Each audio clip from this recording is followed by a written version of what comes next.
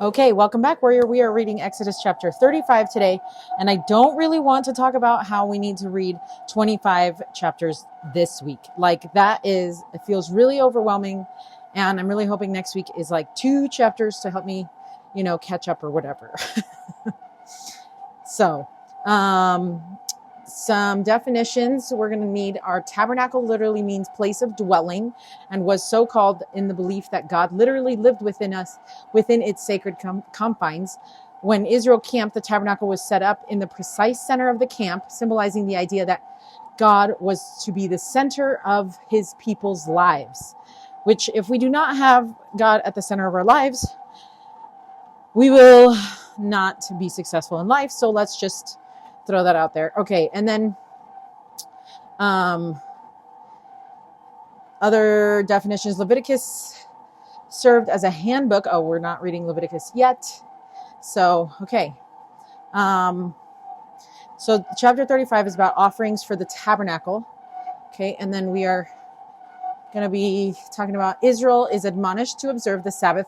Free gifts are offered for the tabernacle. The calls and inspiration of certain artisans are confirmed.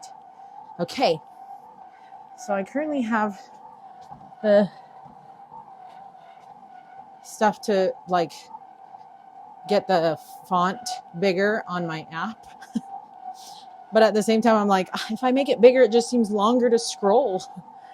Anyways, I'm in a really bad spot. Probably I do not need to be reading the scriptures. Oh, probably I do need to be reading the scriptures now that came out of my mouth. Always. Maybe that's why I'm in a bad spot. I just feel like complaining a lot right now. Okay. But we're going to overcome this feeling and we're going to read scriptures and hope that the Spirit will help me in that. Okay. So here we go. And Moses gathered all the congregation of the children of Israel together and said unto them, these are the words which the Lord hath commanded, that ye should do them. Okay, wait, let me go. I wanted to read through this. Okay. And 6 days shall work be done, but on the 7th day there shall be to you an holy day, a Sabbath of rest to the Lord. Whosoever doeth work therein shall be put to death. Ye shall kindle no fire throughout your habitations upon the Sabbath day. For sure. Okay, hold on. So in the previous chapter, in chapter 34, Moses had come from the mount and began instructing the Israelites in this chapter. So Moses started instructing them on what was needed to build the tabernacle, but Moses began with emphasizing the importance of the Sabbath day.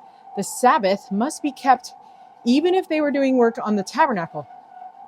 They were given precise instruction to kindle no fire throughout your habitations upon the Sabbath day. That's wild, right? Don't even turn on the lights is basically what they said. This could have been to help them properly prepare for the Sabbath. By doing work ahead of time, it could have been to help them refrain from doing work on the tabernacle for the purpose of making tools or ornaments, or it could have been because making a fire in their days was a considerable amount of work and effort. Before Moses spake of the work on the tabernacle, he first addressed the importance of honoring the Sabbath. Interesting. Okay, let's get my trusty pole. And Moses spake unto all the congregation of the children of Israel, saying, this is the thing which the Lord commanded, saying, take ye from among you an offering unto the Lord. Whosoever is of a willing heart, let him bring it, an offering of the Lord, gold and silver and brass. Okay. I wonder who of those people are sad that they gave of their gold to make the golden calf that got burned to ashes, right? I wonder. So notice that he used the word willing heart, or phrase, and wise-hearted comes up in verse 10. Let me finish reading that part, I guess. And blue and purple and scarlet and fine linen and goat's hair and ram skins dyed red and badger skins and shittim wood and oil for the light and spices for anointing oil and the sweet incense and ox stones, and stones to be set for the ephod and for the breastplate, and every wise-hearted among you shall come and make all the Lord hath commanded. Okay, so yeah, there's the wise-hearted to come forth and help build the tabernacle. They were to make offerings of their valuable items, their gold, silver, brass, dyed linens, fabrics, leathers, woods, oil, spices, and stones. So the tabernacle would begin with the Israelites sacrificing items of great worth to them, and these sacrifices would be offerings unto the Lord and were to be done with willing hearts. Okay, Elder Anthony R. Ivins, says this: I was struck with the very fervent reference in which the reconstruction after the Exodus from Egypt, they had to ask for contributions from the people for their work. And the thing that appealed to me was that almost invariably they asked that the people should voluntarily contribute with a willing heart. I think that is a very important attitude for us to take at the present time. The voluntary contribution with a willing heart. And when I say contribution, I don't mean contributions in money particularly, but contributions of substance and service. And you who are immediately in front of us here are men, all of whom I believe have particular assignments for service in the church. Okay, end quote. Elder Anthony R. Ivins, A Willing Heart, April 1963 conference report. I think it's so true. Like, the willing heart really is key in our attitude and receiving blessings, right? Like, we don't want to have that attitude of like, oh, I have to do this, like the resentment, right? Like, we all have teens or have seen teens or experienced a teenager's attitude. And that's not nice, right? Like, nobody's like, oh, good, we get to have that person along because they're being the Debbie Downer or the Peter Pessimist, right? Nobody wants these people. And it's kind of like me at the beginning of this, where I was like totally just a complainer and I just want to keep complaining. But the attitude that we have, so it's kind of ironic that we're talking about our attitude. The attitude that we have and that we bring to things really makes a difference. And something that can contribute to our attitude is the way we dress. And I remember today even, I think I posted something on my stories on Instagram about this gal who just like is wearing a ball gown or like fancy dress to do mundane, regular things like going to get gas, going shopping at the store, going grocery shopping, Target, like these stores. And I was like, and she just looks so happy. And she's gardening too. Like, oh, no thanks. Anyway, and so I'm sure she probably just did those things for the video. But I love she got like 7 million views. So if you're wondering what to do, there's a good real idea for you. But if you're like me and you realize, I should wear that dress, or I do need to have a better attitude. And she was wearing all these fancy, and like, I think the way that, because she was saving the dresses or whatever, or so she says, for a good occasion, it's like, no, today is the day that the Lord has made. And be glad in it, right? And that's just what came to mind when we're talking about this, because it's like, yeah, our attitude does make a difference. It makes a difference for us, really, and it does make a difference for other people, but mainly for us. And sometimes we just need to wear the ball gown, or sometimes we just need to reflect on our attitude and just have a better one. Like, if I don't get enough sleep at night, that is not my family's fault. That is my fault, because I'm not knowing how to manage my time or whatever. And I can't take it out on them. I mean, I could, but that's not fair to them, right? And so that's just like my 2 cents on that. Okay. So verse 11 says, the tabernacle, his tent and his covering, his taches and his boards, his bars, his pillars and his sockets, the ark and the staves thereof, with the mercy seat and the veil of the covering, the table and the staves and all his vessels and the shewbread, the candlestick also for the light, and his furniture and his lamps with the oil for the light, and the incense altar and his staves and the anointing oil and the sweet incense and the hanging for the door at the entering in of the tabernacle, the altar of burnt offering with his brazen grate, his staves and all his vessels, the laver, and his foot, and the hangings of the court, his pillars and their sockets, and the hanging for their door of the court, the pins of the tabernacle, and the pins of the court, and their cords, the cloths of service to do service in the holy place, the holy garments for Aaron, the priest, and the garments of his sons to minister in the priest's office. Okay.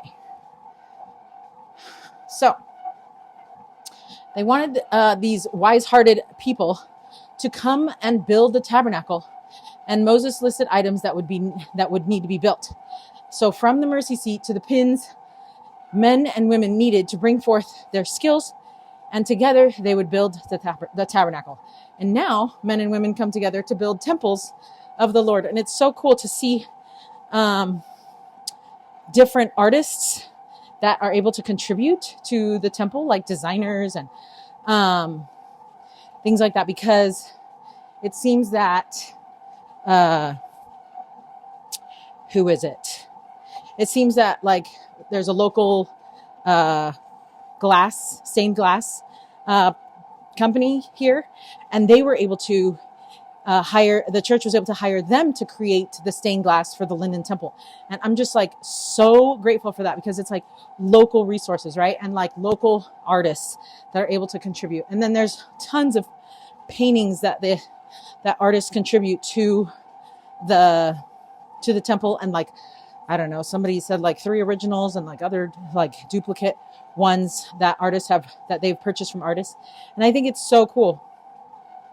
And sadly, something that I was reading today is that there have been a lot of layoffs over at Disney, and they've laid off artists. And it makes me sad, because it's like a lot of people who created like the Marvel universe for us are being laid off. And I'm like, what? Like, these are my people, like without them, how would I have any kind of analogies of the battles that I fight? I love AI and stuff. It's so cool, but humans matter more than robots, and we can't lose the magic of the art that the artists have. And it makes me sad to think that those people, I'm sure that they will get jobs and things, and I pray that they will, and they probably all make more than I do, which is fine. And they probably could share and still have tons, but that's not the point. The point is that that the Lord has put ideas and visions and skills that he has given us to use, to share, to make the world a better place. And if we are replacing that with the robots, then there will be a lot of unused skills and talents. And I'm just sad for them and their families. So my heart goes out to them. And just like an overall thank you and so much gratitude for their creativity, their vision, and their strength to put themselves out there and share their art with us to strengthen us, because that is what they were doing. When they were using their art, they were strengthening us. They were ministering to us through the use of their gifts. And I believe that wholeheartedly. And I thank them and pray that their talents might be used again soon to continue to bless us, because we need that from them. And don't let those people that can't see because they are blinded by Satan and greed, and that they think that they don't need people, and their hearts are failing them. And not just the hearts of people And not just the hearts of husbands for their wives, and their families, but the hearts of men because of greed. And because I don't know, Satan is he knows so much. He has so much data on us.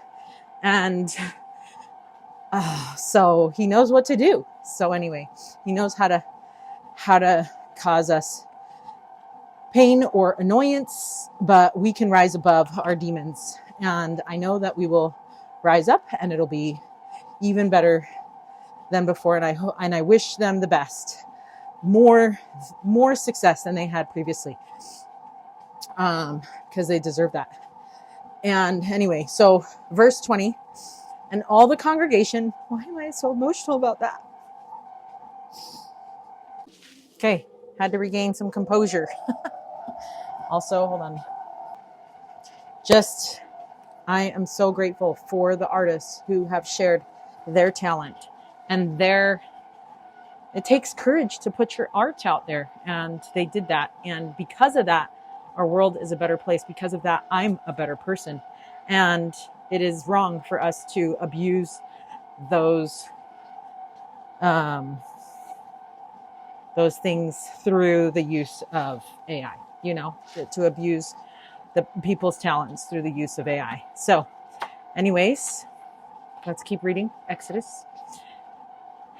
And the congregation of the children of Israel departed from the presence of Moses. And they came, everyone whose heart stirred him up, and everyone whom his spirit made willing.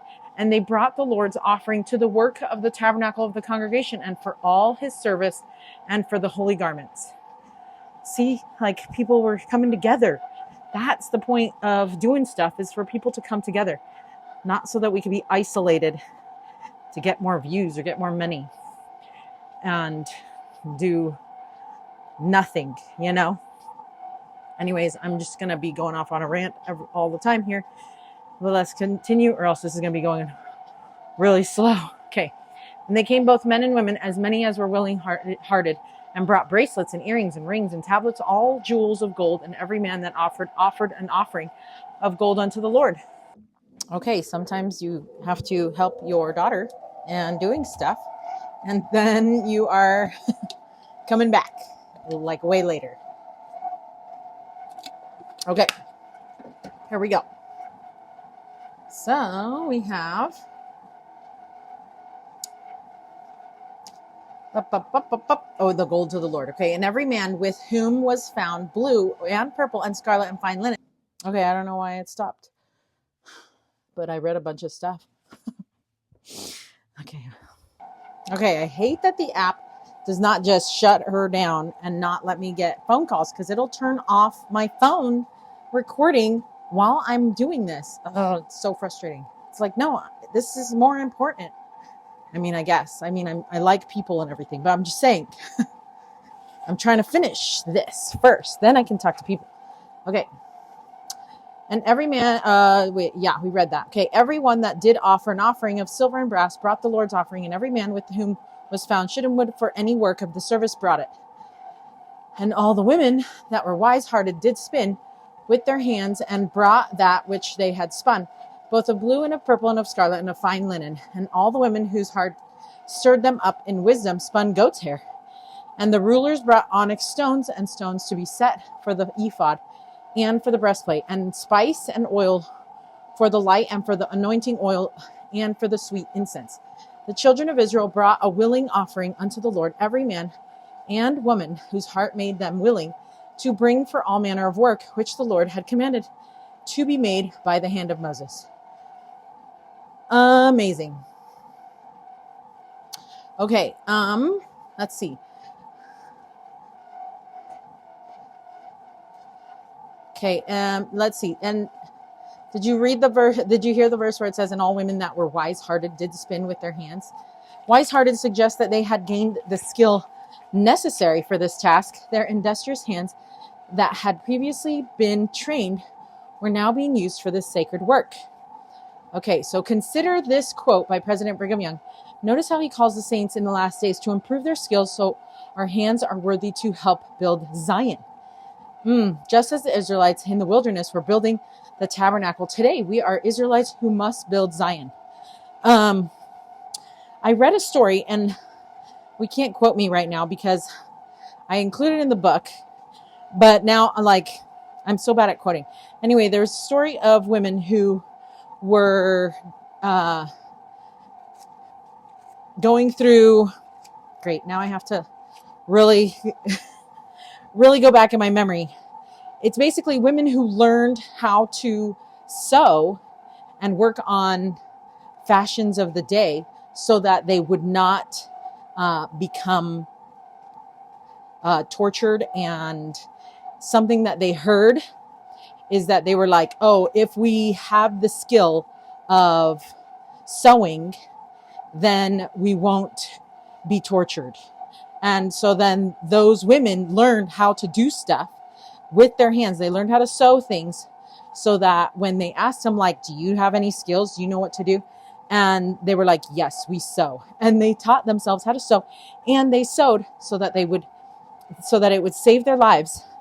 And I was so impressed by that story that I was like, oh, I need to include that. But now I'm so far removed from when I wrote the story. It was like a year ago, that now I'm like, or my book. And so now I'm like, oh, I don't remember the full details of it. So I'll have to get it. Let me get it real quick. Okay, now I remember. It was the concentration camps. They were going to take them to the concentration camp. And if they knew how to sew, then they were not taken there. And instead they used their skills for the rich people to be able to get clothing for them and sew clothing for them. And I was like, holy smokes, that is amazing. Like, it wasn't their passion. It wasn't something that they had previously had as a skill, but they were like, well, to keep us from dying and going to Auschwitz, then we are going to learn how to sew, and this skill is going to save our lives. And I think that sometimes a lot of people do that, for their families. And they're like, you know what? I don't know how to do this, but I'm going to do this because I got to provide for my family. And so I think that is really awesome. And so sometimes we are able to use our skills and our talents that we've already been given. And sometimes we need to develop new ones to save our lives. And if you want to look at that story up, it's called The Dressmakers of Auschwitz. It's really a cool story of the women who sewed in order to survive. So anyway, it's really cool.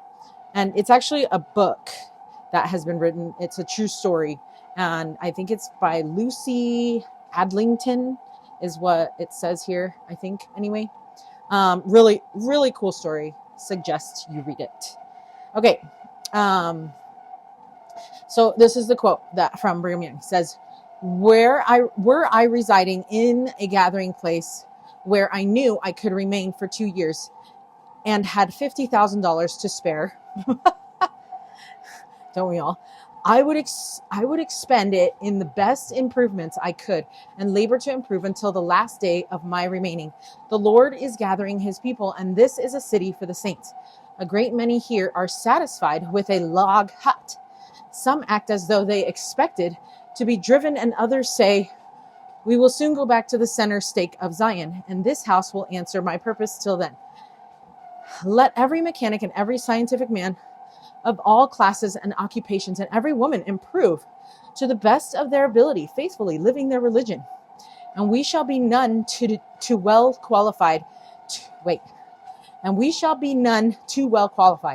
build up Zion when that time arrives.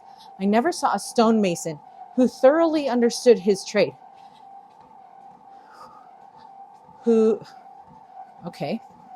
We have not a quarryman who fully understands getting out rock for the temple walls. Then how, amid such ignorance, are you going to properly lay the foundation of the New Jerusalem, the Zion of our God?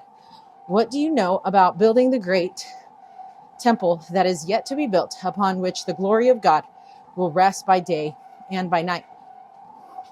Where is the man that knows how to lay the first rock in that temple, or to get out the first stick of timber for it? Where is the woman that knows how to make a single part of its interior decorations. Why can't we be stonemasons too? No, I'm just kidding. No, this is not about that. That knowledge is not that knowledge is not now here. And unless you wisely improve upon your privileges day by day, you will not be prepared when called upon to engage to the best advantage in building up Zion. End quote. Ooh, that's so good. Brigham Young, Journal of Discourses, Volume 8. Super cool. Okay. Here we go. We're on verse 30. I'm trying to pick my lip.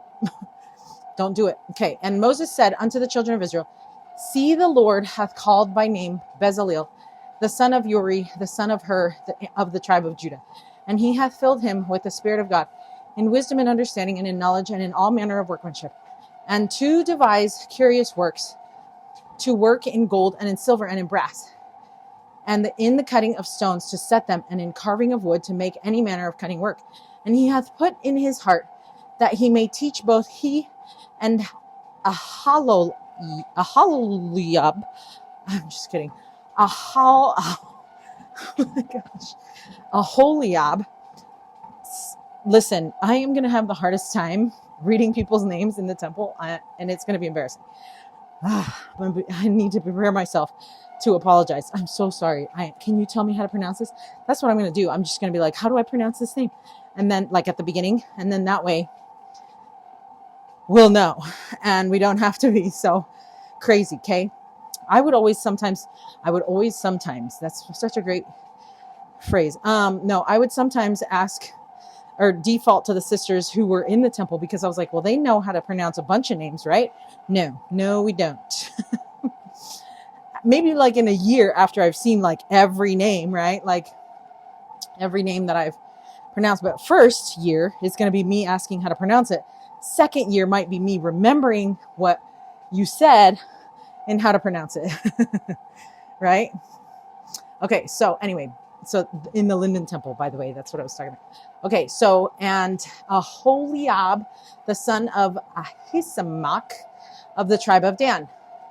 Them hath he filled. You know what's funny? When I pronounce names, it's like I forget what the story was going on. Like I'm like, where are we now? Yeah. Anyways, hopefully that's not happening to you. Them hath he filled with wisdom of heart to work all manner of work, of the engraver and of the cunning workman and of the embroiderer in blue and in purple, in scarlet and in fine linen, and of the weaver, even of them that do any work, and of those that devise cunning work. Okay. I just was actually looking at an embroider machine today, and currently they run about 5K. And I guess if you want to get one from China, probably less. But if you want to get one with like support and things, it's about 5K, in case you're wondering, $5,000.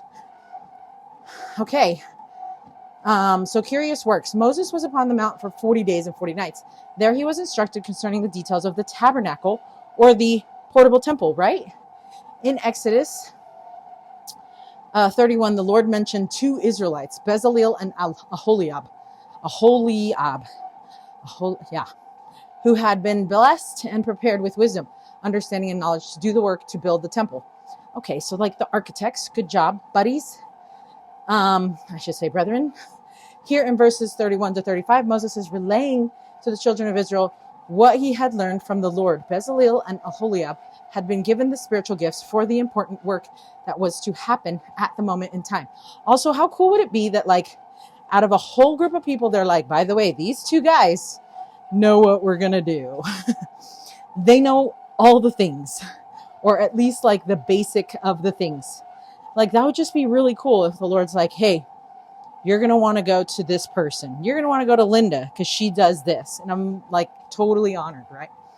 And humbled. Okay, so anyway, we often express spiritual gifts to be things such as a gift of tongues, the gift to heal, etc. But here we can see that these two men were given gifts, real gifts, in all manner of workmanship, that they had been filled with wisdom of heart to work all manner of work, of the engraver and of the cunning workman and of the embroiderer, and workman.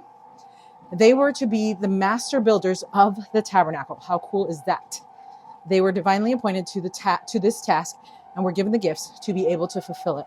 Now, I'm guessing that they were doing all kinds of other stuff before this moment in time, but that they had developed that gift throughout time until this moment.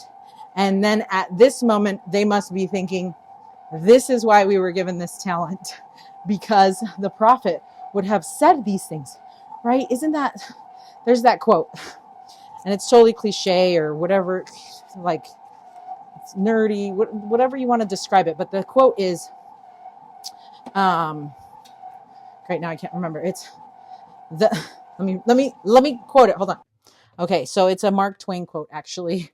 And it says, the two most important days in your life are the day you were born and the day you find out why.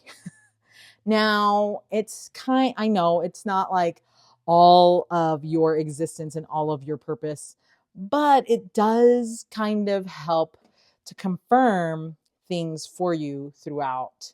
Like if you were ever wondering, like, why was I ever given this gift? Or why was, and then finally the Lord is able to use those things that you have always been wondering about. And then it's like when your gifts, experiences, talents, I call them weapons, when those line up with the Lord's will, and it's just like the best feeling. I mean, you get that fire and it just kind of goes and it just takes you and you're just like, this is what I've been made for. And it always includes testifying of Jesus Christ, and it always includes giving him glory. And you're going to have the best feeling. You're going to be energized. You're going to be motivated. You're going to be inspired. You're going to be productive. It's just like, I don't even know how to describe it. You're also going to be attacked because that's what Satan does. And even though you're thinking about Christ and Jesus and you're like, yes, I need to do this and align my will, you will receive a lot of resistance for this alignment that you're receiving, because Satan's always there and he's going to try to distract us from our goals and our path and our purpose. So anyway, okay, so that was the last of it. And this is the Read It, Live It for today and for chapter 35. And it says, let's read it here. And they came, every one whose heart stirred him up. That's so good. And it says, the tabernacle was built by stirred hearts and willing hands. Oh, their greatest offering was their heart and a willingness to follow the Spirit. That's so good. So good. Let him stir your heart. I love it. I love it. Such a good thing to reflect on. Let him stir your heart. The tabernacle was built by stirred hearts and willing hands. So when we're doing the work of the Lord, let's make sure we're doing it with willing hearts and willing hands. Okay, stirred hearts and willing hands. Until Exodus chapter 36, stay strong, warrior. And I will try and have a better attitude about reading 26 chapters in 1 week.